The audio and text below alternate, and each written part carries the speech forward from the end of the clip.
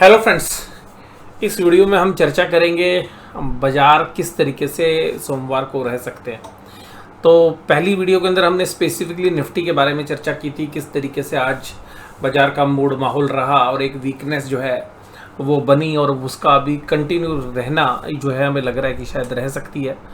अब सबसे ख़ास बात आज जो हमने करनी है वो करनी है ऑप्शन चेन में। देखिएगा, कल तक हम चर्चा कर रहे थे कि 19,400 के ऊपर ओपन इंटरेस्ट काफ़ी जबरदस्त तरीके से बना हुआ है।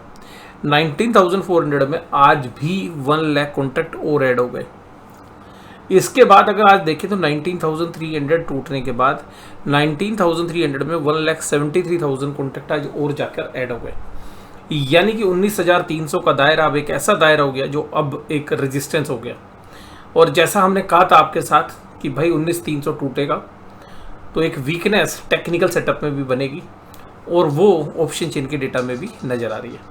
नीचे अगर बात करें भाई ऑप्शन राइटर कहाँ पर हैं, पुट राइटर्स, तो पुट राइटर्स ने आज ऑप्शन सेल करी 19,200 पे 48,595, जो कॉल राइटिंग के सामने काफ़ी कम है।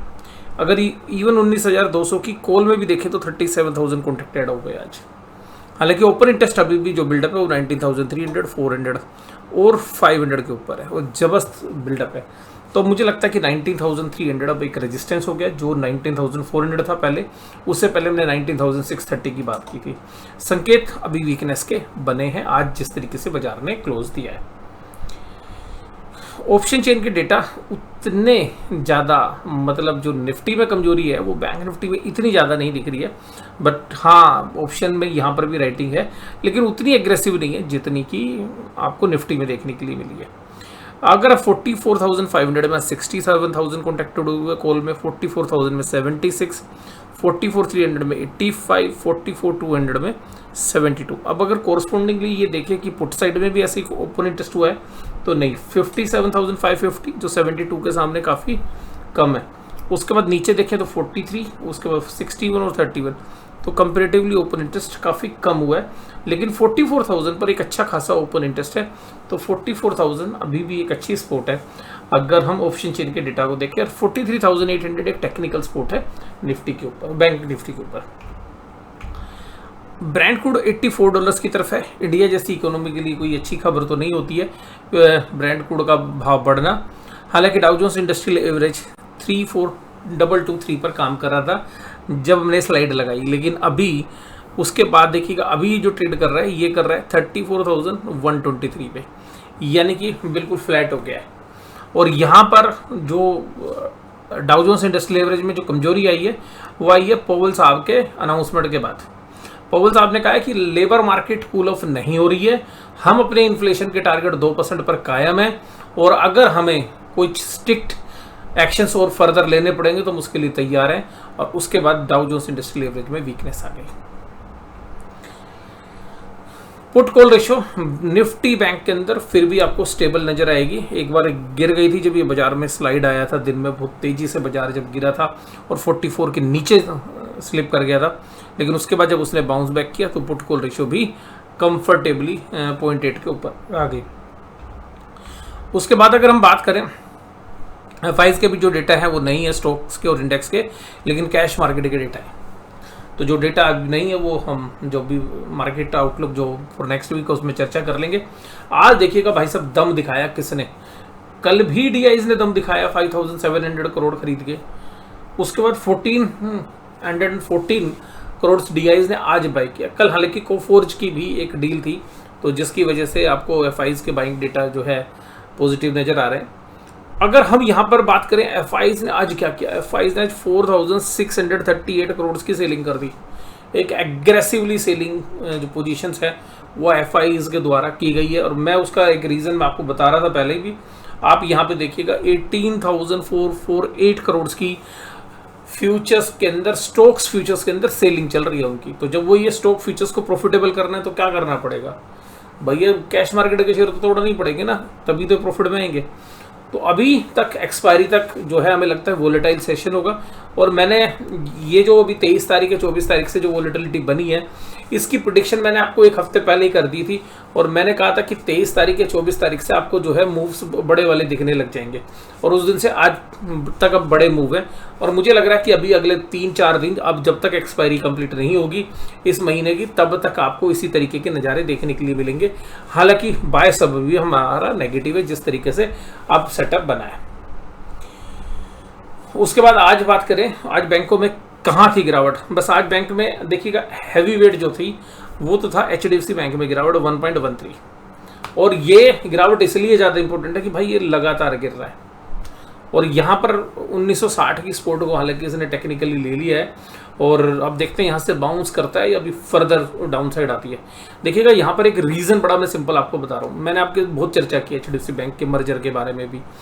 HDFC बैंक का देखिएगा HDFC लिमिटेड के साथ जो मर्जर हो रहा है, तो जो HDFC लिमिटेड के जो डिपॉजिट्स थे उनके ऊपर भी कैश जो है वो RBI के पास रखना पड़ेगा, जिसको CRR मेंटेन करने के लिए। तो एक बड़ा हिस्सा कैश का RBI के पास चला जाएगा, फिर एक बहुत बड़ा हिस्सा SLR में जाएगा, स्टैट्यूटरी लिक्विड रेशियो में, यानी कि जो इन्वेस्टमेंट के रूप में बैंक को अपने पास रखना पड़ेगा, वो एक प्रेशर है। दूसरा एक एडिशनल जो है CRR RBI ने क्रेडिट पॉलिसी में अनाउंस किया, वो भी एक रीज़न है।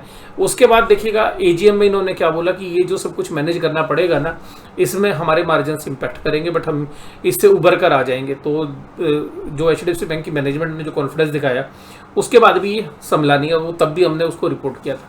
उसके बाद देखिएगा इस क्वार्टर के अंदर एक गुडविल की फिगर आएगी रिटर्न ऑफ करने की, जो हमें उम्मीद है 70,000 करोड़ से लेके 1,10,000 करोड़ के बीच में कहीं पर भी हो सकती है।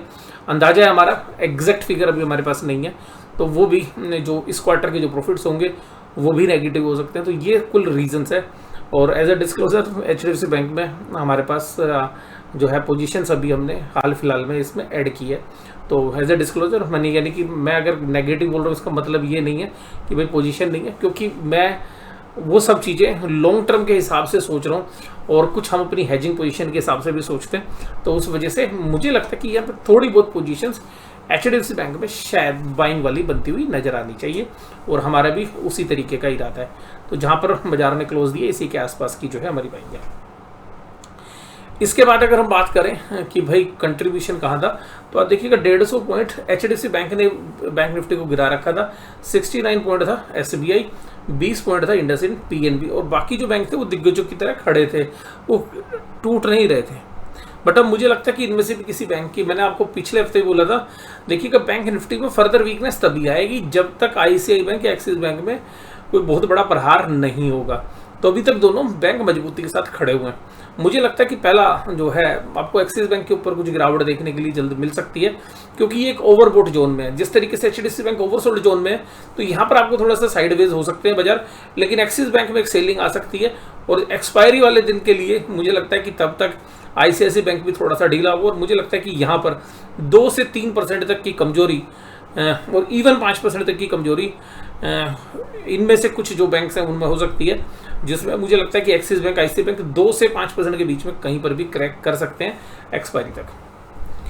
अब अगर हम बात करें NSE के अंदर अगर बैंक की, तो बैंक ने देखिएगा एक गैप डाउन दिया, लेकिन इसने जो इससे पहले जो ब्रेकआउट कैंडल थी उसके नीचे क्लोज नहीं दिया, तो क्लोजिंग अभी भी काफ़ी कंफर्टेबल हुई है निफ्टी बैंक में, निफ्टी के मुकाबले। इसीलिए निफ्टी के अंदर पुट राइटिंग फिर भी है। और इसमें एक और रीज़न मैं आपको बताता हूँ, मैंने एक बॉक्स थ्योरी के बारे में आपसे चर्चा की थी, तो ये इस बॉक्स के अंदर ट्रेड करेगा। तो अभी मुझे लगता है कि इस महीने में 43,400 होल्ड कर लेगा, जिस तरीके से अभी बैंक निफ्टी चल रहा है। लेकिन हम फिर भी एक दिन का और इंतजार करेंगे, तब पता चलेगा 43,400 होल्ड होगा या नहीं होगा। निफ्टी बैंक 44,231 पर क्लोज हुआ। आज के लो पर नज़र दौड़ाइए, 44,000 तोड़ने की पूरी कोशिश थी, लेकिन 44,000 के ऊपर एक अच्छी खासी बाइंग देखने के लिए मिली। आज जिन शेयर्स में कमजोरी थी उनमें एक बहुत ही मजबूती से जिस शेयर्स ने काम किया पिछले 1.5 महीने में, वो था डॉक्टर रेड्डीज, वो 2% की कमजोरी में था। IndusInd bank 1.94, Adani port 1.92, JSW steel, L&T और पावर ग्रिड जैसे शेयर कमजोर थे। आज तेजी में कौन था? बजाज फिनसर्व, बजाज पैक पूरा तेज था, बजाज फाइनेंस और बजाज फिनसर्व दोनों तेजी में थे। और बजाज ट्विंस के साथ साथ एशियन पेंट्स, ONGC, भारतीय एयरटेल और SBI life insurance, Titan, ICICI bank, axis bank, Eicher motor, Grasim, ठीक है। अब यहाँ पर अगर हम आए तो एक्सिस बैंक तक तो आपको सब कुछ हल्का फुल्का ग्रीन में नजर आएगा, उसका सब रेड में। तो एक्सिस बैंक और आईसीआईसी बैंक ने बाजी संभाल रखी थी, नहीं तो आज थोड़ा सा और आपको फॉल होता। तो अगले दिनों के लिए भी तो भैया गेम बचा रखा है। और एफआईज ने जो 4,600 करोड़ की सेलिंग की है वो मोस्टली आज जो आपको रिलायंस में और एचडीएफसी बैंक में देखने के लिए मिली। बहुत दिनों के बाद आपको एडवांस डिक्लाइन रेशियो इतनी खतरनाक मिलेगी। और सबसे खास बात है कि आज मिड कैप इंडेक्स क्लब्स कर गया। तो मिड कैप इंडेक्स अभी तक जो आउट परफॉर्म कर रहा था इंडेक्स के सामने, आज उसने आउट परफॉर्म करने से मना कर दिया।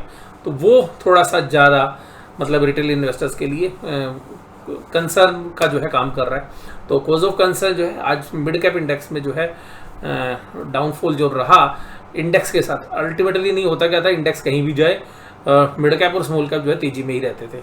एचडीएफसी बैंक, आईटीसी, एलएनटी और अदानी इंटरप्राइजेज ने बाजार को खींचने की पूरी कोशिश की। रिलायंस ने भी 2500 के नीचे ही क्लोजिंग दी।